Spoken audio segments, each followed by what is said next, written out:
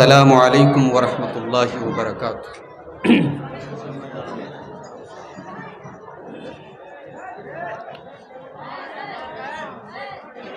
الحمد للہ نحمده ونستعینه ونستغفره ونعوذ باللہ من شرور انفسنا ومن سیئات اعمالنا، من يهده الله فلا مضل له ومن يضلل فلا هادي له، واشهد ان لا اله الا الله وحده لا شريك له،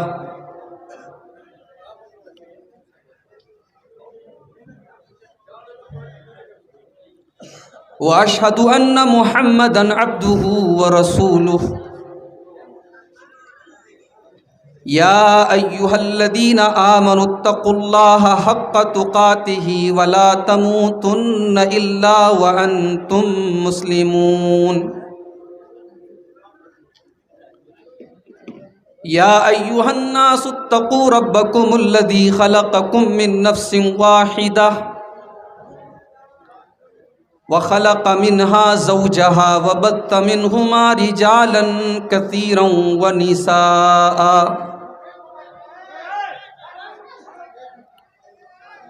واتقوا الله الذي تساءلون به والأرحام إن الله كان عليكم رقيبا،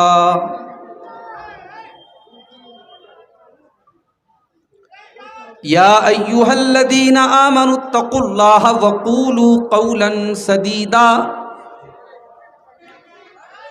يصلح لكم أعمالكم ويغفر لكم ذنوبكم، ومن يطع الله ورسوله فقد فاز فوزا عظيما۔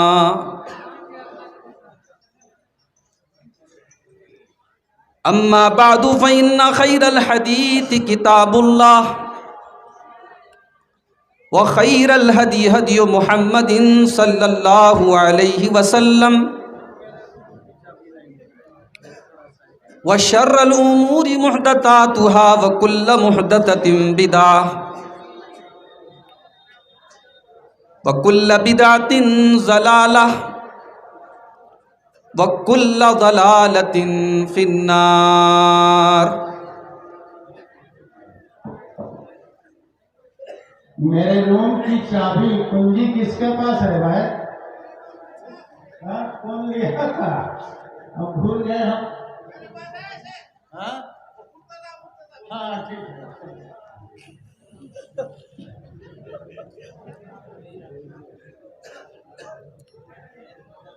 اعوذ باللہ من الشیطان الرجیم، بسم اللہ الرحمن الرحیم۔ قد افلح المؤمنون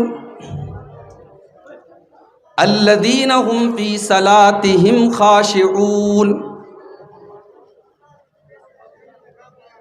والذين هم عن اللغو معرضون والذين هم للزكاة فاعلون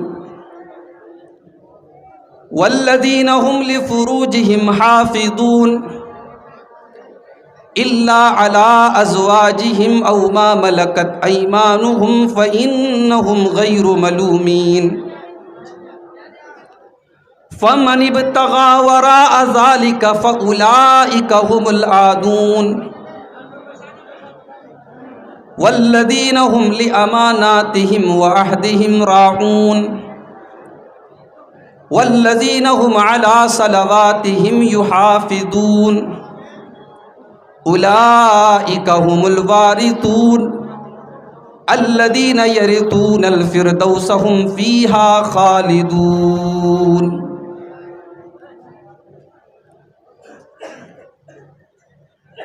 اسٹیج کے اوپر موجود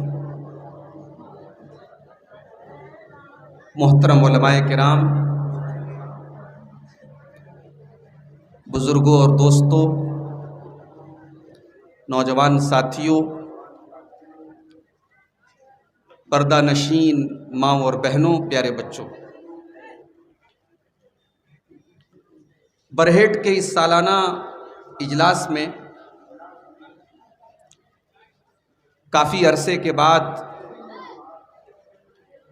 آپ کے سامنے حاضر ہونے کا موقع مل رہا ہے۔ ظاہر ہے یہ پروگرام اس پورے علاقے کا سب سے اچھا، سب سے شاندار پروگرام مانا جاتا ہے، اور آج تو جلسے کا پہلا دن ہے، اور عام طور سے یہ کہا جاتا ہے کہ 2 دن کا جلسہ ہوتا ہے تو دوسرے دن بھیڑ زیادہ آتی ہے، لیکن میں نہیں سمجھتا کہ پہلے دن کے اعتبار سے بھی بھیڑ کم ہے۔ بہت اچھی تعداد میں ہمارے مرد حضرات بھی آئے ہیں، ہماری مائیں بہنیں بھی آئی ہیں۔ اللہ کرے کہ یہ ہمارا مجمع یہاں سے جب اٹھے تو کوئی مشن لے کر کے، کوئی مقصد لے کر کے ہم یہاں سے اٹھیں۔ اللہ تعالی ہم سب کو یہاں سے نیک عمل کی آرزو اور نیک عمل کا مقصد اور مشن لے کر کے یہاں سے اٹھنے کی توفیق عطا فرمائے۔ میرے بھائیوں، آج کی اس بھاگ دوڑ بھری زندگی میں ہر آدمی سکسیس کی تلاش میں ہے، کامیابی کی تلاش میں ہے۔ ہر آدمی سفل ہونا چاہتا ہے، کامیاب ہونا چاہتا ہے۔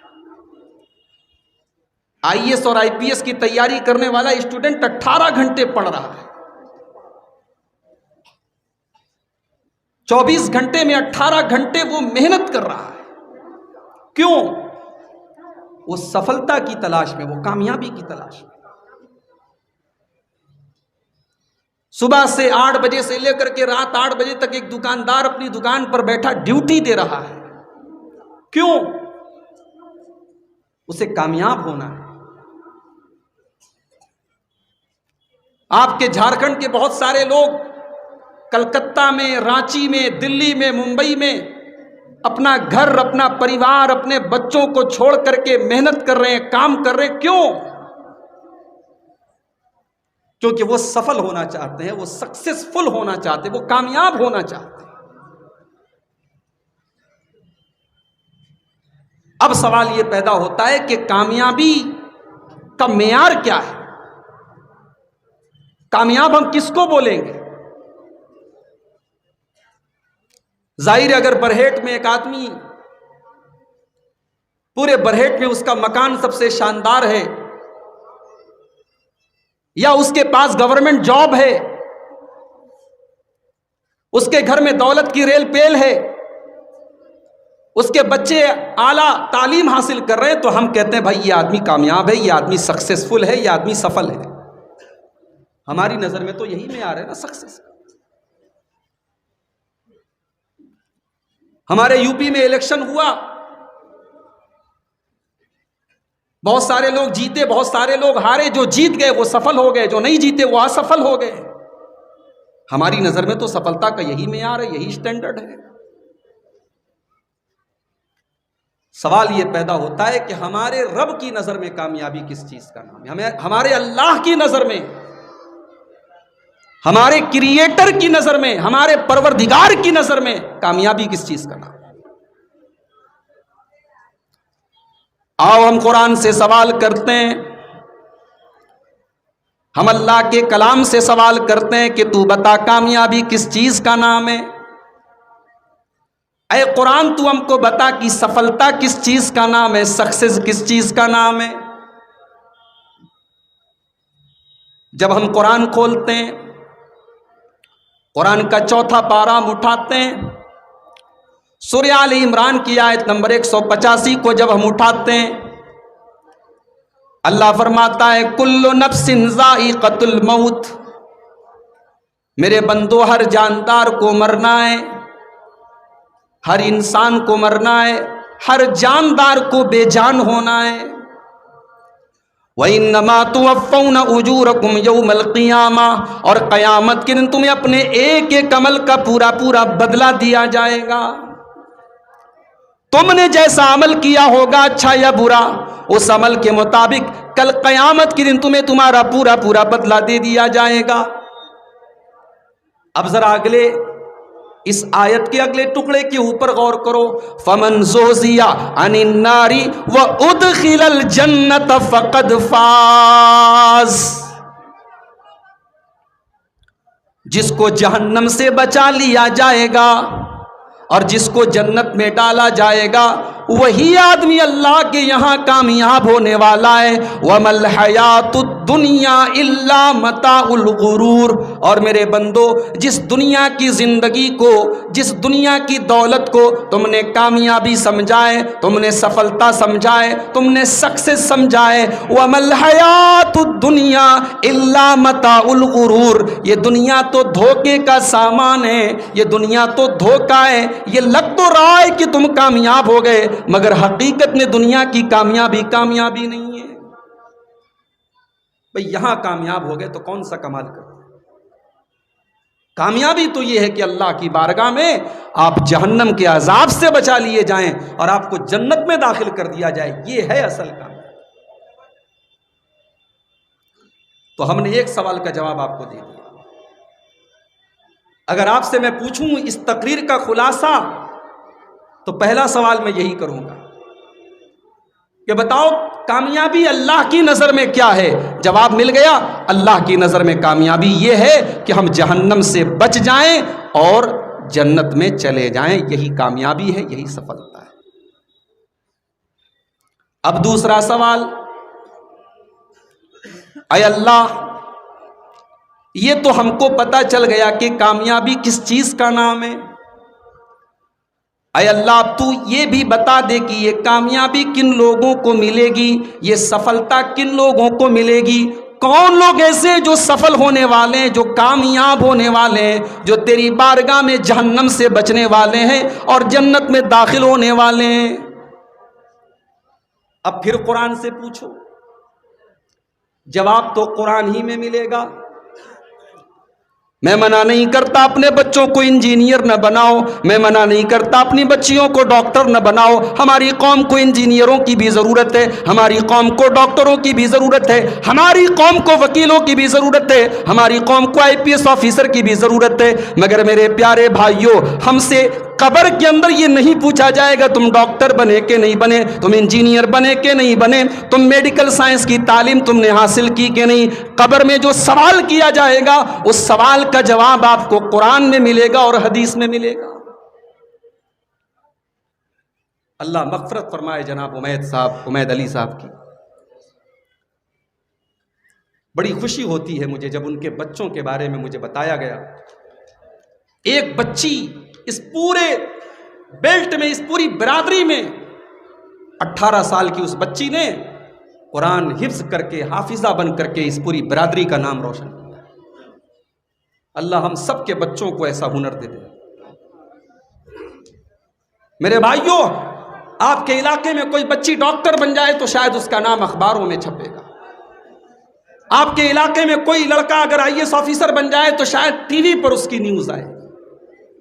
مگر جو بچہ قرآن کا حافظ بن گیا، جو بچی قرآن کی حافظ بن گئی، دنیا کے اخبار میں اس کا فوٹو آئے نہ آئے، دنیا کے ٹیلی ویژن پر اس کا انٹرویو لیا جائے یا نہ لیا جائے، کل قیامت کے دن اللہ کی بارگاہ میں اس بچے کو، اس بچی کو اللہ تبارک و تعالی عزت کا لباس پہنائے گا، اس کو سمان دیا جائے گا، اس کو رسپیکٹ دی جائے گی، اس کو آنر دیا جائے گا اور اس کے ماں باپ کے سر پہ تاج رکھا جائے گا. ساری دنیا کی نظریں دیکھیں گی یہ عمید علی صاحب ہیں، ان کے بچے نے قرآن کا حفظ کیا تھا، ان کی بچی نے قرآن کا حفظ کیا تھا. ان کے سر کے اوپر کل اللہ تعالیٰ کل قیامت کے دن اپنے بندوں کے سامنے ہر حافظ بچے کے ماں باپ کے سر پہ تاج رکھے گا. میرے بھائیوں، یہ مقام اگر ملتا ہے تو قرآن کے ذریعے ملتا ہے. قرآن اور حدیث کی تعلیم بھی اپنے بچوں کو آپ دلائیں. 4-5 بچے ہیں تو ایک بچے کو آپ دین کا عالم بھی بنائیں. حقیر نہ سمجھے اس پڑھائی کو. آپ کا گھر بڑا شاندار ہے، آپ بڑے پیسے والے ہیں، تو کیا آپ کا بچہ مدرسے میں نہیں پڑھ سکتا؟ ہارون رشید بہت بڑا بادشاہ ہے، اس نے اپنے بچوں کو دین کی تعلیم دینے کے لیے اس دور کے جو سب سے بڑے امام تھے ان سے کہا، امام صاحب میرے بچے آپ کے پاس جا کر کے دین کی تعلیم حاصل نہیں کر پائیں گے، بادشاہ کے بچے ہیں، شہزادے ہیں، غریبوں کے بغل میں بیٹھ کر کے وہ قرآن اور حدیث نہیں پڑھ پائیں گے، آپ میرے بچے کے لیے ٹائم نکال دیں، میں آپ کو مہینہ دینے کو تیار ہوں، میں آپ کو سیلری دینے کو تیار ہوں، آپ میرے محل میں میرے دربار میں آ کر کے میرے بچوں کو پڑھائیں۔ امام صاحب نے کہا یہ تو نہیں ہو سکتا، پیاسا کنویں کے پاس جاتا ہے، کنواں پیاسے کے پاس نہیں جاتا ہے۔ آپ کے بچوں کو قرآن اور حدیث سیکھنا ہے، انہیں میرے پاس آنا پڑے گا، ان کے لیے الگ سے میں کوئی قالین نہیں بچھاؤں گا، اسی چٹائی پر جس پر سارے بچے پڑھتے ہیں ان کو بھی پڑھنا پڑے گا۔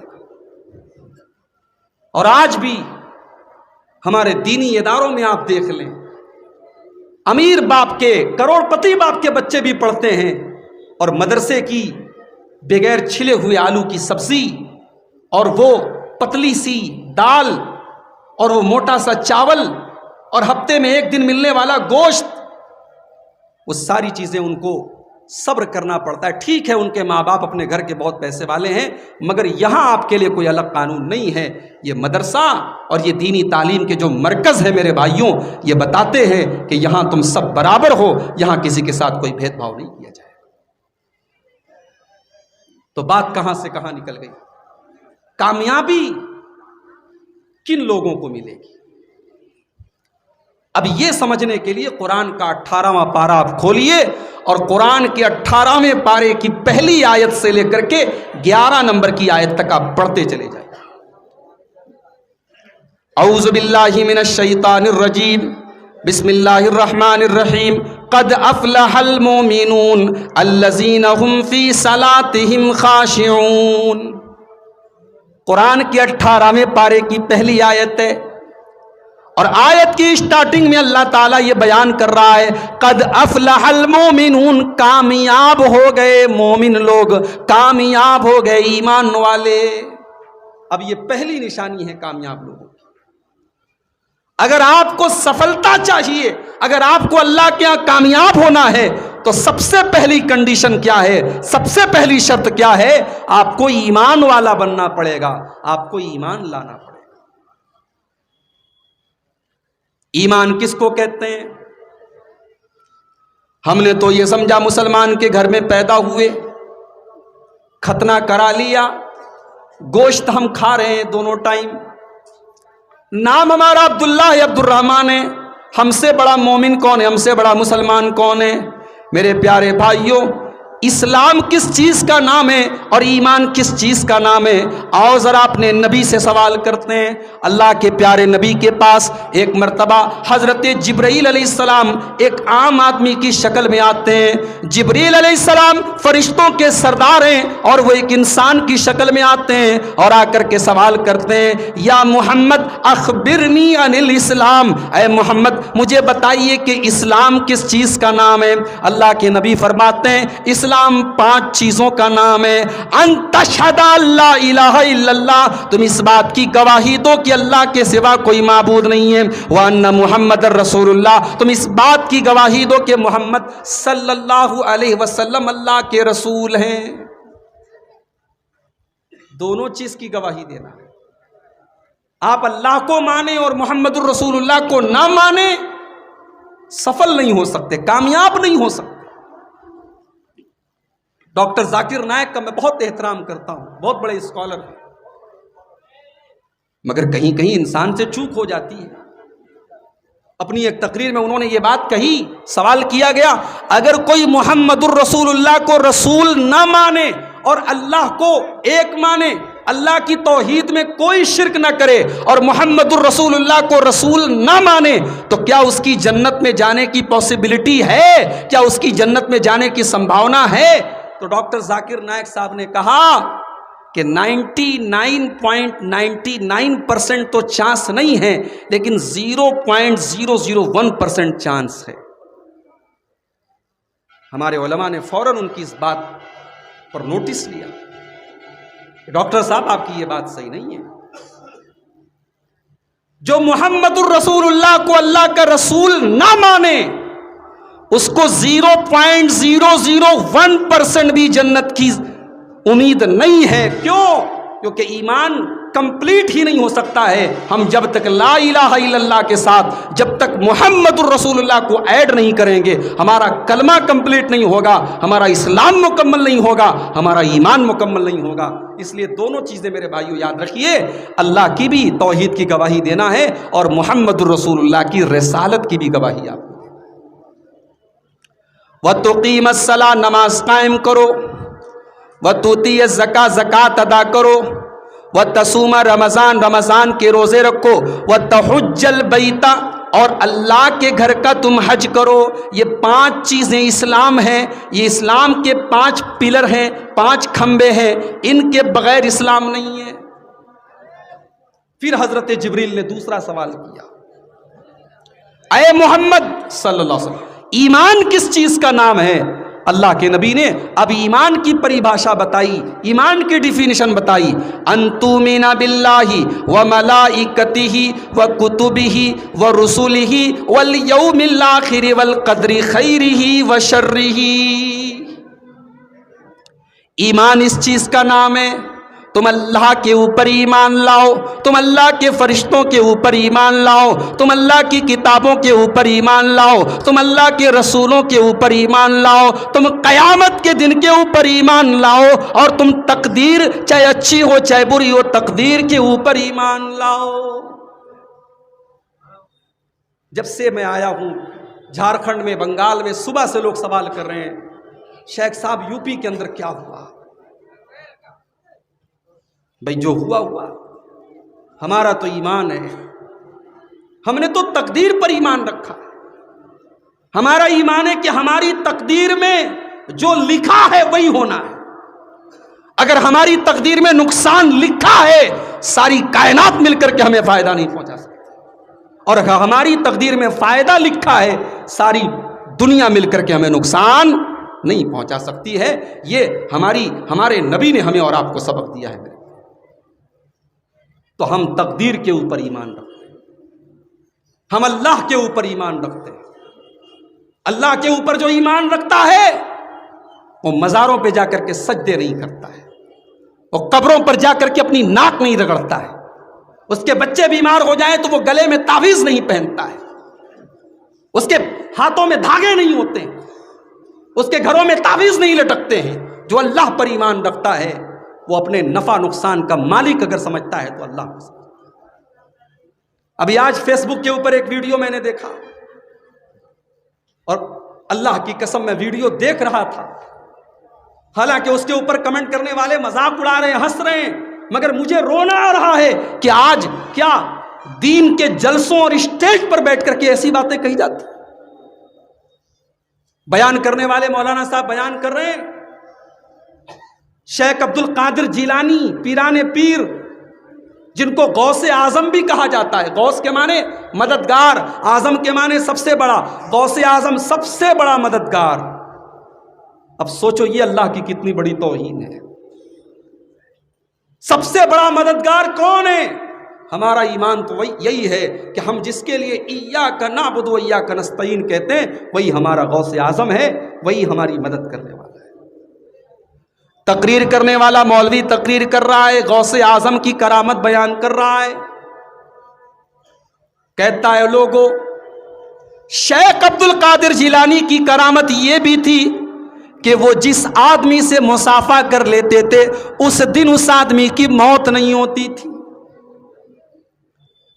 اس لیے صبح لمبی لائن لگتی تھی اور لوگ آ کر کے شیخ عبد القادر جیلانی سے مصافحہ کر لیا کرتے تھے تاکہ 24 گھنٹے زندگی کی گارنٹی مل جائے۔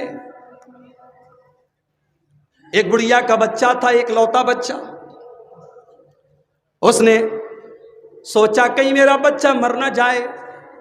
روزانہ وہ صبح اپنے بچے کو لے کر کے آتی تھی اور شیخ عبد القادر جیلانی سے اپنے بچے کو مصافحہ کرواتی تھی۔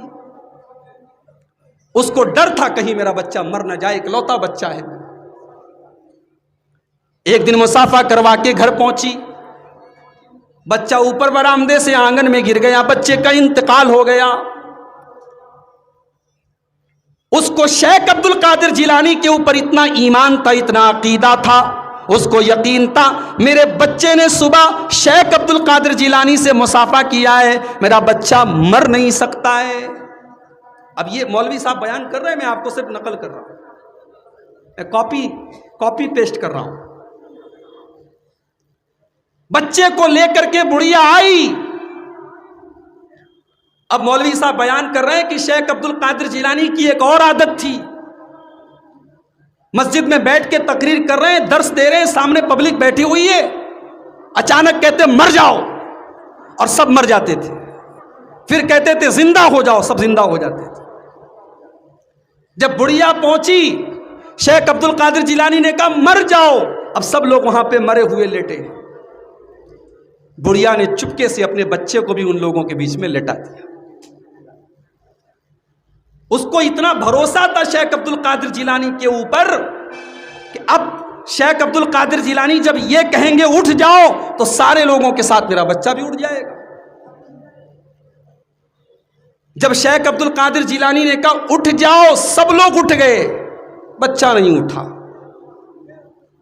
بڑھیا آئی، کہنے لگی پیران پیر صاحب، میرا بچہ مر گیا ہے اور اسے آپ کو زندہ کرنا ہے، کیونکہ یہ آپ سے مصافحہ کر کے گیا تھا، اور ابھی میں لے کر کے آئی تو میں آپ کے جتنے سامنے آپ کے پبلک بیٹھی تھی، آپ نے کہا مر جاؤ، میں نے اپنے بچے کو بھی ان کے بیچ میں لٹا دیا، سب زندہ ہو گئے، میرا بچہ ابھی تک زندہ نہیں ہوا۔